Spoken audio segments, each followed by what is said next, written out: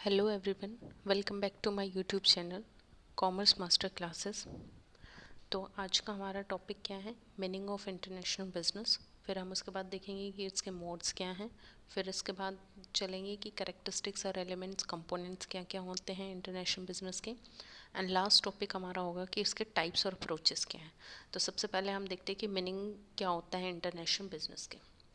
तो international business जो है कंसिस्ट करता है सारी कमर्शियल ट्रांजैक्शन जो कि क्या क्या हो सकती हैं। वो कमर्शियल ट्रांजैक्शन सेल्स हो सकती हैं, इन्वेस्टमेंट हो सकती हैं, takes place between two countries, जो कि एक दो कंट्रीज़ के बीच में जो बिज़नेस होता है, जैसे सेल्स हो गई, परचेज़ हो गया, या फिर हमारा इन्वेस्टमेंट पर्पज़ हो गया, एक्सपोर्ट इंपोर्ट हो गया, जो दो कंट्रीज़ के बीच में होता है उसे बोलते हैं इंटरनेशनल बिजनेस। और ये इन्वॉल्व करती है सारी कमर्शियल एक्टिविटीज़ जो कि नेशनल बाउंड्रीज़ को क्रॉस कर देती हैं। मतलब जो इंडिया के बाहर, मतलब इंडिया की जो भी नेशनल बाउंड्रीज़ हैं उनको क्रॉस करते ही जो भी हमारा ट्रेड होगा, हमारा बिजनेस होगा, वो हमारा इंटरनेशनल बिजनेस कहलाया जाएगा। और इंटरनेशनल बिजनेस जो है कंसर्न करता है इंटरनेशनल ट्रेड से, जैसे गुड सर्विसेज हो गया, इनफ्लो आउटफ्लो हो गया फॉरेन इन्वेस्टमेंट्स का, क्रॉस बॉर्डर जो ट्रांजेक्शन्स हो गई, इंटेलेक्चुअल प्रॉपर्टीज़। इंटेलेक्चुअल प्रॉपर्टीज़ क्या क्या होती है? कॉपीराइट हो गया, ट्रेडमार्क हो गया, पेटेंट हो गया, ये सारे इंटेलेक्चुअल प्रॉपर्टी होती है। टेक्नोलॉजी का एक्सचेंज होना, इंटरनेशनल आउटसोर्सिंग, तो ये सब कुछ क्या हो गया इंटरनेशनल बिजनेस के अंदर ये इंक्लूड होता है। जो पॉलिसी है ग्लोबलाइजेशन की, जब से अडॉप्ट की है इंडिया ने, जैसे एलपीजी इंट्रोड्यूस किया था गवर्नमेंट ने, तो उसमें क्या था? Liberalisation, privatisation, globalisation. तो जब से ग्लोबलाइजेशन इंट्रोड्यूस हुआ है तब से हमारी कंट्रीज़ में एमएनसीज़ का वेलकम हुआ है, जिसकी वजह से क्या है, हमारा ट्रेड इंक्रीज़ हो रहा है। तो जो इंटरनेशनल बिजनेस का स्कोप जिसकी वजह से क्या हो गया, बढ़ गया है। यहाँ पे ग्लोबलाइजेशन का मतलब क्या है? लिंक करना, जो एक कंट्री की इकोनॉमीज़ को दूसरी कंट्री की इकोनॉमीज़ से लिंक करना। किसके थ्रू हम लिंक कर सकते हैं? फ्री ट्रेड के थ्रू, या फिर free mobility of capital, labour, इन सब के थ्रू क्या कर सकते हैं? हम इन दोनों को लिंक कर सकते हैं। तो उसको क्या बोलते हैं? हम ग्लोबलाइजेशन बोलते हैं। फिर जैसे इंटरनेशनल इंस्टीट्यूशंस हो गई, डब्ल्यूटीओ वगैरह, तो इन्होंने क्या है, प्लेटफॉर्म खोल दिया है, टैक्सेस रिड्यूस कर दिए हैं, टैरिफ रिड्यूस कर दिया, जिसकी वजह से क्या है, इंटरनेशनल बिजनेस को प्रमोट मिल रहा है। तो अब हम नेक्स्ट देखते हैं कि इनकी मोड्स क्या हैं। यहाँ पे मोड्स, तीन तरीके के मोड्स दे रखे हैं: trade modes, contractual entry mode and investment mode. सबसे पहले हम देखते हैं कि ट्रेड मोड क्या होता है। ट्रेड मोड के अंदर एक्सपोर्ट इंपोर्ट होता है गुड्स एंड सर्विसेज का, बस यही होता है। ट्रेड मोड के अंदर एक्सपोर्ट और इंपोर्ट होता है गुड्स एंड सर्विसेज का। सेकेंड वन आता है कि कॉन्ट्रेक्चुअल एंट्री मोड क्या होता है।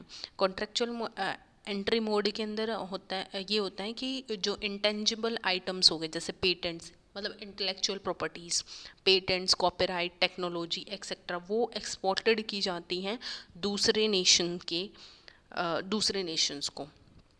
मतलब जैसे चाइना है, उनके पास जो है टेक्नोलॉजी हायर लेवल पे होती है, मतलब हमसे ज़्यादा टेक्निकल वो देखे जाते हैं, तो उनसे जो है वो अपने ही क्या करेंगे, टेक्नोलॉजी, पेटेंट्स वगैरह क्या करेंगे, एक्सपोर्ट करेंगे इंडिया को। तो वो किसके अंदर आएगा? कॉन्ट्रेक्चुअल एंट्री मोड के अंदर।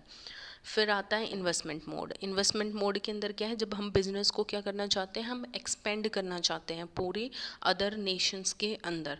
किसके थ्रू करेंगे हम? Route of foreign direct investments के थ्रू, जैसे हमने सब्सिडरीज खोल दी या मर्जर, एक्विजिशन, इन सब के थ्रू जो है हम अपने बिजनेस को बढ़ा सकते हैं। जैसे बैंक का एग्जांपल ले लेते हैं, एसबीआई। एसबीआई कहाँ है? इंडिया की है, मुंबई के अंदर इसका हेडक्वार्टर है, लेकिन इसके सब्सिडरीज जो हैं फॉरेन कंट्रीज़ के अंदर भी सेटअप है। तो इसकी वजह से क्या है, हमारा इंटरनेशनल बिजनेस बढ़ रहा है। तो ये किसके अंदर आते हैं? इन्वेस्टमेंट मोड के अंदर आता है। फिर हम देखते हैं कि इसकी करेक्टरिस्टिक्स क्या हैं। करेक्टरिस्टिक्स में सबसे पहला आता है हमारा कि easy movement of capital. International business जो है वो इम्प्लाइज करती है कि ओपनिंग कर देती है डोमेस्टिक इकोनॉमिक टू फॉरेन, जो हमारी कैपिटल है, इन्वेस्टमेंट है, और रिमूव कर देती हैं सारे ऑब्स्टिकल जो एमएनसीज की एंट्री में। जब से ग्लोबलाइजेशन आया है, जब से एमएनसीज हमारे मतलब उसके अंदर डोमेस्टिक इकोनॉमिक के अंदर एंटर कर सकती हैं इंटरनेशनल बिजनेस के थ्रू। तो ये क्या कर देती हैं, ये सारे ऑब्स्टिकल्स रिमूव कर देती है और इंटरनेशनल बिजनेस के अंदर सारे जो रिस्ट्रिक्शंस हैं, इनफ्लो और आउटफ्लो ऑफ कैपिटल, वो सब रिमूव हो जाते हैं। कंसेशंस भी प्रोवाइड किए जाते हैं ताकि जो फॉरेन इन्वेस्टमेंट है उसको हम अट्रैक्ट कर सकें। तो गवर्नमेंट क्या करती है, कंसेशंस प्रोवाइड करती है। जैसे टैक्स रेट अगर उन्होंने कम कर दिया तो इन्वेस्टमेंट क्या करेगी, एमएनसीज ज़्यादा से ज़्यादा इन्वेस्टमेंट करेगी। तो ये इजी मूवमेंट ऑफ कैपिटल कर देता है। सेकंड आता है easy movement of labour. Easy movement of labour का मतलब है कि जो लेबर है वो मोबिलिटी जो है लेबर की वो अक्रॉस डिफरेंट नेशंस होगी। इमिग्रेशन और एमिग्रेशन रूल्स जो हैं वो लिबरलाइज्ड हो जाएंगे। इसके अंदर क्या है कि हायरिंग कर सकते हैं हम, जैसे फॉरेन के टेक्नीशियंस हैं उनको हम हायर कर सकते हैं, जो स्किल्ड लेबर्स हैं उनको हम हायर कर सकते हैं, या इंडिया के जो हैं वो बाहर काम करने जाते हैं जैसे यूएसए के अंदर, तो वो क्या करते हैं, हायर कर लेते हैं जो हमारे मतलब हाई टेक्नीशियंस हैं या स्किल्ड जो लेबर्स हैं, जिसकी वजह से क्या होता है हमारी जो बिजनेस सर्विसेज जो हैं वो अच्छी होती हैं, चीप ह्यूमन लेबर मिल जाते हैं हमें, और प्रोफेशनल मैनेजर्स अवेलेबल हो जाते हैं अदर नेशंस के अंदर। तो ये इंक्रीज़ कर देता है कि इंटरडिपेंडेंस, डिफरेंट डिफरेंट नेशंस क्या है, डिफरेंट मतलब डिपेंडेंट है। जैसे इंडिया के अंदर चीप लेबर पाया जाता है ये बोलते हैं, तो जो दूसरी कंट्रीज़ हैं वो इंडिया के ऊपर डिपेंडेंट है कि उन्हें चीप लेबर इंडिया से वो जो है ले सकते हैं। तो इजी मूवमेंट हो सकती है लेबर की। हम जो है इंडिया के लोग बाहर जाके काम कर सकते हैं, फॉरेन कंट्रीज़ के जो हैं हमारे कंट्रीज़ में काम कर सकते हैं इजीली। तो ये भी इंटरनेशनल बिजनेस को क्या करता है, प्रमोट करता है।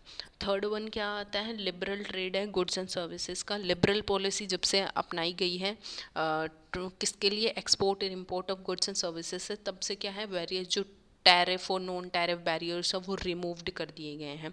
और जो अनरिस्ट्रिक्टेड मूवमेंट थी कि पहले जो थी चीज़ें बाहर नहीं भेजी जाती थी, बहुत सारे रिस्ट्रिक्शंस थे, तो अब क्या कर दिया है, इंपोर्ट एक्सपोर्ट ड्यूटीज़ जो हैं वो मतलब जैसे बढ़ा दी जाती हैं, घटा दी जाती हैं। तो वो क्या है मतलब लिबरल पॉलिसी के आने से वो सब कुछ क्या है इजी हो गया। पहले पेपर वर्क वगैरह भी बहुत ज़्यादा होता था। तो होल वर्ल्ड जो है वो कैसे एक सिंगल ग्लोबल विलेज की तरह हम ट्रीट करते हैं लिबरलाइजेशन की पॉलिसी की वजह से। तो हम लिबरल ट्रेड के अंदर यही है कि ईजिली जो है गुड्स एंड सर्विसेज का एक्सचेंज हम कर सकते हैं फॉरेन कंट्रीज़ के साथ। फिर है हैवी डॉक्यूमेंट। इसके अंदर जो है हैवी डॉक्यूमेंट के अंदर इंक्लूड होता है कि बहुत पेपर वर्क जो है वो बहुत ही ज़्यादा होता है इसके अंदर। इंपोर्ट एक्सपोर्ट और डिफरेंट डिफरेंट जो है हमारी जैसे डिफरेंट करेंसीज एक्सचेंज, इसकी वजह से क्या है फॉरेक्स बढ़ता है हमारा। फिर आता है लैक ऑफ पर्सनल कांटेक्ट। इसके अंदर क्या है कि इंटरनेशनल बिजनेस के अंदर लैक ऑफ पर्सनल कांटेक्ट रहता है कि जैसे इंडिया के अंदर हम मिल तो सकते हैं, हम जानकार हो उसके साथ हमने बिज़नेस कर लिया, लेकिन हम जब इंटरनेशनली बिज़नेस करते हैं तो हमारे पास ऐसा पर्सनल टच या फिर पर्सनल कांटेक्ट नहीं होता। वो सब एग्रीमेंट के बेसिस पे ही होता है, थ्रू मीटिंग्स या फिर कॉन्फ्रेंसेस के थ्रू ही होता है। बस इसके अंदर यही है। नेक्स्ट हम देखते हैं कि टाइप्स और अप्रोचेस क्या क्या हैं इसके।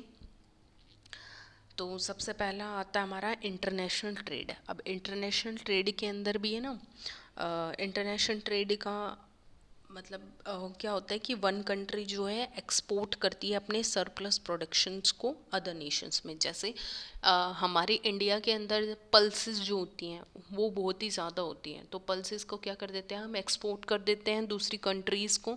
एक्सपोर्ट का मतलब है कि हम अपनी चीज़ जो है बाहर भेजते हैं, ठीक है। तो इसके अंदर मेनली एक्सपोर्ट इंक्लूड होता है इंटरनेशनल ट्रेड के अंदर, और इसके अंदर तीन है। फिर एक्सपोर्ट ट्रेडेड को हमने तीन चीज़ों में बांटा है, डायरेक्ट एक्सपोर्ट, इनडायरेक्ट एक्सपोर्ट और काउंटर एक्सपोर्ट। डायरेक्ट एक्सपोर्ट में क्या होता है इसके अंदर कि जो पेरेंट कंपनी वो डायरेक्टली सेल कर देती है अपने प्रोडक्ट को एंड यूज़र्स को ही बिना किसी एजेंट के। तो ये होता है डायरेक्ट एक्सपोर्ट, मतलब कोई मीडिएटर नहीं रहता उसके बीच में। जैसे एक्सपोर्ट, इस डायरेक्ट एक्सपोर्ट में जैसे एक एग्जांपल देते हैं कि मैं एक बिजनेस मैन हूँ, मेरे को अपना प्रोडक्ट सेल करना है, तो मैं डायरेक्टली सेल कर दूँगी जो मेरा कंज्यूमर है विदाउट किसी मिडल मैन के। तो क्या हो गया डायरेक्ट एक्सपोर्ट। सेकंड आता है हमारा मतलब ये जो टाइप एक्सपोर्ट है वो किसके लिए अडॉप्टेड किए जाते हैं, इंडस्ट्रियल गुड्स के लिए, जो कि बहुत मतलब ज़्यादा कॉस्टली होती हैं, उन सब चीज़ों के लिए, इंडस्ट्रियल गुड्स के लिए ये जो है डायरेक्ट एक्सपोर्ट यूज़ करते हैं। सेकंड आता है हमारा इनडायरेक्ट एक्सपोर्ट। इनडायरेक्ट एक्सपोर्ट क्या होता है कि जो पेरेंट कंपनी है वो सेल कर देती है जो भी उसका सरप्लस है, मतलब सरप्लस प्रोडक्ट है, वो डिस्ट्रीब्यूटर्स को, देन मिडल मैन मार्केटिंग को, और फिर वो फर्दर सेल करता है अल्टीमेट यूजर्स को। जैसे रिटेलर होलसेलर होता है, मैन्युफैक्चरर ने किसको दे दिया, रिटेलर को या फिर होलसेलर को दे दिया, फिर वो जो है डिफरेंट डिफरेंट यूजर्स को जो है दे देता है। तो इसके अंदर क्या है हमारा इनडायरेक्ट एक्सपोर्ट, मतलब इसके अंदर मिडल मैन होता है, डायरेक्ट के अंदर मिडल मैन नहीं होता। अब आते हैं थर्ड, काउंटर ट्रेड एग्रीमेंट। क्या होता है, नेशन जो है इंपोर्ट करता है एक कंट्री से इस कंडीशन में कि वो जो है दूसरी कंट्री से प्रोडक्ट उसी सेम वैल्यू पे ले लेगा। तो इसके अंदर क्या है, फॉरेन एक्सचेंज नहीं होता। काउंटर ट्रेड के अंदर सिंपली ये मीनिंग होता है, जैसे मैंने आपसे चीज़ खरीदी तो मैं आपसे प्रॉमिस करती हूँ कि मैं आपसे भी मतलब आपका प्रोडक्ट खरीद लूँगी उसी रेट पे, ठीक है। तो मैंने आपसे कुछ जैसे रॉ मटेरियल खरीदा, तो नहीं सॉरी, जैसे आपने मेरे से कोई प्रोडक्ट ख़रीदा तो मैंने आपको प्रॉमिस कर दिया कि मैं उतने ही रुपए के आपसे रॉ मटेरियल ख़रीद लूँगी, या कोई भी जो मेरे बिज़नेस के अंदर रिक्वायरमेंट है मैं वो ख़रीद लूँगी। मतलब पैसे ही देने की ज़रूरत नहीं है, चीज़ के बदले चीज़ देनी है इसके अंदर सेम वैल्यू पे, ठीक है। फिर हम मूव ऑन करते हैं, टेक्नोलॉजिकल कोलैबोरेशन क्या होती है। टेक्नोलॉजिकल कोलैबोरेशन और जॉइंट वेंचर के अंदर होता है जब एक पेरेंट कंपनी डेवलप करती है अपनी टेक्नोलॉजी अपने रिसर्च और डेवलपमेंट के एफर्ट्स पे, फिर वो अपनी टेक्नोलॉजी जो है दूसरे नेशंस को बेच देती है। किस लिए बेचती है, वो जो उसकी रिसर्च और डेवलपमेंट का एक्सपेंसेस आया है ना, उसको इनकर करने के लिए और प्रॉफिट अर्न करने के लिए। तो जो कंपनी है प्रोवाइड करेगी टेक्नोलॉजी, वो अपनी रॉयल्टी भी क्या कर देगी, चार्ज करेगी उनसे, जो भी बाइंग यूनिट है। जैसे इंडिया है वो जापान से मेट्रो वगैरह ये ले रहा है, तो या फिर कोई भी चाइना से हो गया या जापान से हो गया, जो उनकी टेक्नोलॉजी है वो क्या करते हैं, चाइना और जापान इंडिया को अपनी टेक्नोलॉजी बेच देते हैं। किस लिए, कि जो उनका रिसर्च और डेवलपमेंट का खर्चा है उसको पूरा कर सके और प्रॉफिट कमा सके। और उसके अलावा वो क्या करेंगे कि रॉयल्टी चार्ज करेंगे इंडिया से, ठीक है। तो इसकी वजह से क्या होगा, टेक्नोलॉजिकल कोलैबोरेशन बनेगा उनके अंदर मतलब जो कंपनीज़ हैं या फिर जो कंट्रीज़ हैं उनके। और ये जो टाइप है इंटरनेशनल बिजनेस, वो प्रेफर्ड की जाती है जो कंपनी टेक्नोलॉजिकली मतलब कम है, मतलब जैसे इतनी ज़्यादा टेक्निकल जो चीज़ें नहीं हैं इंडिया के अंदर। जैसे मान लिया तो जापान जो है और चाइना जो है टेक्नोलॉजी के मामले में इंडिया से बहुत ही ज़्यादा आगे हैं। तो इसके अंदर क्या है, हम उनके साथ कोलैबोरेशन कर सकते हैं डायरेक्ट इन्वेस्टमेंट करके, ठीक है। फिर आता है इंटरनेशनल इन्वेस्टमेंट। क्या होता है इंटरनेशनल इन्वेस्टमेंट, जो है वो होता है कि हम किस फॉर्म में कर सकते हैं investment, host company by setting up wholly owned और पार्टली ओन्ड सब्सिडरी यूनिट्स। जैसे एसबीआई ने अपनी क्या कर दी, सब्सिडरी ओपन कर दी यूएसए में, तो ये क्या हो गया, हम इन्वेस्टमेंट कर रहे हैं, ठीक है। अब मर्जर के फॉर्म में, एक्विजिशन के फॉर्म में, जो एग्जिस्टिंग यूनिट है होस्ट नेशन के अंदर, तो उसके अंदर, ठीक है, उसके अंदर हम मर्जर कर सकते हैं। ये जो टाइप होती है अडॉप्टेड की जाती है पेरेंट कंपनी के द्वारा, जो जिसका बहुत ज़्यादा इन्वेस्टेबल फंड होता है, बहुत ही ज़्यादा पैसा होता है, जिसके पास मैनेजरियल एक्सपर्टीज़ होती है, रिस्क बियरिंग कैपेसिटी होती है, तो वो उस कंपनी के द्वारा ये इंटरनेशनल इन्वेस्टमेंट की जाती है। तो इसके अंदर 3 इंक्लूड होता है, किस किस के फॉर्म में हम इन्वेस्टमेंट कर सकते हैं। फॉरेन डायरेक्ट इन्वेस्टमेंट के फॉर्म में कर सकते हैं, जिसको हम पोर्टफोलियो इन्वेस्टमेंट भी बोलते हैं। इसके अंदर क्या होता है कि फॉरेन कंपनीज जो हैं वो एस्टेब्लिश की जाती है wholly owned company in another country and to manage them. कि जो फॉरेन कंपनी हैं वो एस्टेब्लिश की जाती हैं इस वे में कि जो दूसरी कंट्रीज़ हैं वो उन्हें मैनेज करें। जैसे फ्रेंचाइजी वगैरह हम ले लेते हैं इसके अंदर, ठीक है। पोर्टफोलियो इन्वेस्टमेंट के अंदर जो पेरेंट कंपनी है वो बाय कर लेती हैं शेयर्स होस्ट कंपनी के, किस पर्पज़ के, इन्वेस्टमेंट के पर्पज़ से, और कोई इंटेंशन नहीं होता कि वो जो है मैनेजमेंट को कंट्रोल करे, बस जस्ट वो बाय कर लेती है उनके शेयर्स। फिर आता है मर्जर और एक्विजिशन। मर्जर और एक्विजिशन के अंदर क्या होता है, इस फॉर्म के अंदर जो बिजनेस यूनिट है, पेरेंट कंपनी, वो क्या कर लेती, कोलैबोरेशन कर लेती है जो एग्जिस्टिंग कंपनी है जो कि ऑलरेडी ऑपरेट हो रही है होस्टिंग के होस्ट नेशन के अंदर, तो उसके साथ क्या कर लेती है, हाथ मिला लेती है। मतलब वो शुरुआत से शुरू नहीं करती, ऑलरेडी जो एग्जिस्टिंग नेशन है उसके अंदर क्या कर लेती है, वो जाके मर्ज हो जाती है और मतलब फॉरेन डायरेक्ट इन्वेस्टमेंट कर देती है। जैसे हल्दीराम है, उनकी कितनी सारी फ्रेंचाइजी है। अगर मेरे को कोई अपना बिजनेस स्टार्ट करना है, मैं नहीं चाहती कि मेरे को स्क्रैच है, मतलब शुरुआत से नहीं चाहती कोई भी बिजनेस खड़ा करना। अगर मेरे को मतलब ऐसा चाहिए कि ऑलरेडी एग्जिस्ट हो, जिसकी अच्छी गुडविल हो, जिसका अच्छा प्रॉफिट मार्जिन हो, तो मैं जाके जैसे फ्रेंचाइजी ले लूँ या उनके साथ मर्ज हो जाऊँ, अपना बिजनेस में मर्ज कर लूँ, या फिर एक्विजिशन के थ्रू। तो इसी के अंदर आता है कि शुरुआत से शुरू ना करना, बल्कि जो ऑलरेडी एग्जिस्टिंग बिजनेस है उसी के जाके उसके अंदर जाके अपना हाथ मिला लेना या अपनी इन्वेस्टमेंट कर देना। फिर लास्ट वन आता है स्ट्रेटेजिक अलायंस। ये अनदर फॉर्म है conducting international business. Strategic alliance जो है एंटर्ड करती हैं दो बिजनेस यूनिट्स, किसके लिए, एक स्पेसिफिक गोल को अचीव करने के लिए दो बिजनेस यूनिट जो है आपस में मिलती हैं, एक कॉमन रिसर्च और डेवलपमेंट सेटअप करती हैं और एक नई टेक्नोलॉजी बनाती है और सेटअप करती हैं common customer care centre provide करने के लिए after sale services. Strategic alliance के अंदर बेसिकली इन शॉर्ट में कहूँ तो सिर्फ यही है कि जो दो बिजनेस यूनिट है वो आपस में मिल जाते हैं, एक मतलब पर्टिकुलर ऑब्जेक्टिव अपने गोल को अचीव करने के लिए। उनका मतलब एक ही कॉमन ही आरडी होता है। आरडी मतलब रिसर्च और डेवलपमेंट सेंटर भी एक ही होता है, कस्टमर सर्विसेज सेंटर भी एक ही होता है, मतलब सब कुछ एक होता है, लेकिन इसके अंदर दो बिजनेस यूनिट मिली होती हैं। That's all.